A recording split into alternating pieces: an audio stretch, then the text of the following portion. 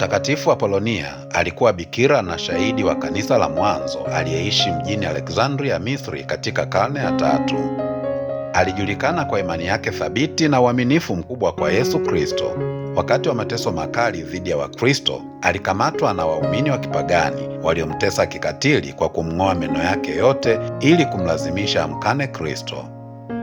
Mtakatifu Apolonia alibaki imara katika upendo wake kwa Mungu. Kwa hiari yake mwenyewe, alijitupa kwenye moto ulioandaliwa kwa ajili ya kumuua, akimtolea Mungu maisha yake kama ushuhuda wa imani mwaka 249. Ujasiri na uaminifu wake vinabaki kuwa mfano wa nguvu ya imani hata katika maumivu makali.